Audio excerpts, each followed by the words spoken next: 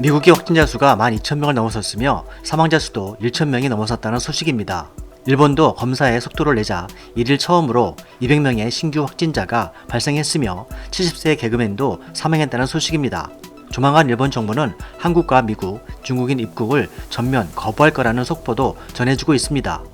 진정 국면을 보이는 나라가 몇몇 있기는 하지만 이것보다는 빠르게 확산되는 전 세계 추세는 당분간 이어질 듯한 분위기입니다. 미국의 일간지 워싱턴 포스트는 한국의 사전에 차단하는 공격적인 대응과 일본의 소극적 대응을 비교하는 글을 게시했습니다. 실제로 사투를 벌이고 있는 세계 각국은 한국식 대응이냐 일본식 대응이냐를 놓고 고민하고 있다고 합니다. 단순히 검사자 숫자를 기준으로 비교해 보았습니다. 한국은 인구 5,200만 명에 40만 명 검사, 확진자 9,500명, 사망 152명이고요. 일본은 인구 1억 2천만 명에 3만 명 검사, 확진자 1,860명, 사망 54명입니다. 일본의 검사자 수를 한국만큼 늘린다면 한국이 13배 많으므로 곱해보면 일본의 확진자 수는 무려 24,000명이나 됩니다. 여기에 크루즈 확진자를 더한다면 확진자는 총 24,712명이 되는 것입니다. 이렇게 따지면 미국보다도 2배나 많은 확진자로 세계 1위 코로나 왕국이 바로 일본인 것입니다. 단순 비교로는 한국의 적극적인 대응이 일본의 소극적 대응보다는 훨씬 효과적이라는 것이 나타납니다만 세계 각국의 현황은 한국과는 다른 생활 문화나 여건 등의 차이로 인해서 진단키트나 드라이브 스루 같은 직관적인 방법 외에는 적용이 쉽지 않다는 것입니다. IT 기술을 통한 실시간 추적 시스템이나 정보 공개, 국민의료보험 등은 서양 선진국조차도 당장 적용하기가 불가능하다는 것이죠. 이에 대해서 스웨덴 측 전문가들은 이동권을 제한하지 않는 또 다른 새로운 방식으로 집단 면역 방식을 주장하며 주목을 받고 있습니다.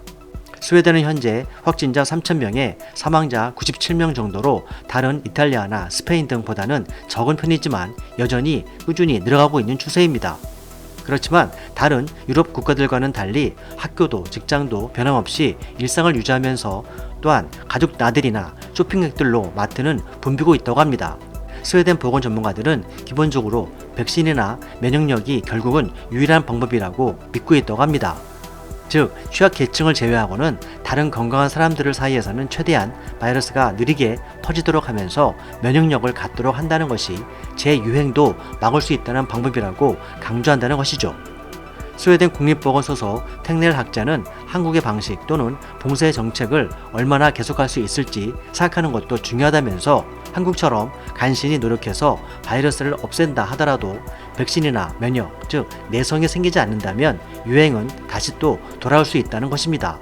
소위 이러한 주장은 백신이나 감염으로 한 집단이 일정 비율 이상 면역력을 갖게 되면 집단 전체가 저항력을 갖는다는 면역학을 설명한 것입니다. 그러나 일각에서는 이러한 주장 또한 대부분이 맞벌이 사회인 스웨덴의 현 사회적 정책의 짜맞추기식의 위험한 실험이라는 비판도 제기되고 있습니다. 스웨덴의 치사율은 0.1%에 가깝지만 무증상 감염자를 제외한 숫자이고 집단 면역이 형성되기까지 수백 명의 목숨을 잃을 수 있다는 것입니다.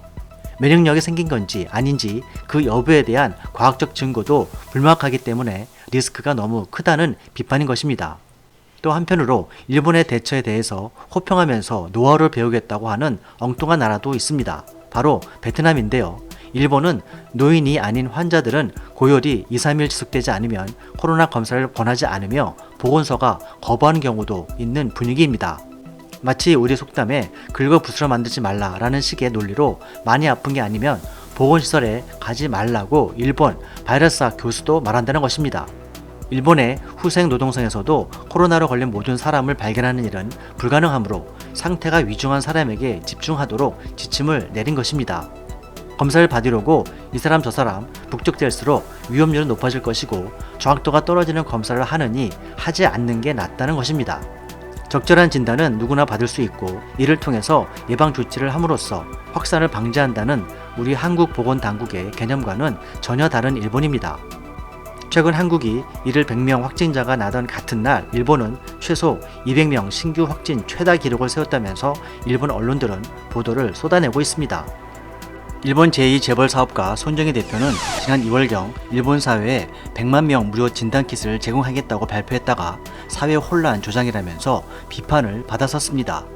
비슷한 듯 전혀 다른 일본의 대응 방식이 앞으로 어떤 결과로 나타날지, 더 다른 유럽 국가들의 대응 방식 또한 어떻게 진행될지 그 귀추가 주목되고 있습니다. 미스터 똘프 TV였습니다. 시청해주셔서 감사합니다.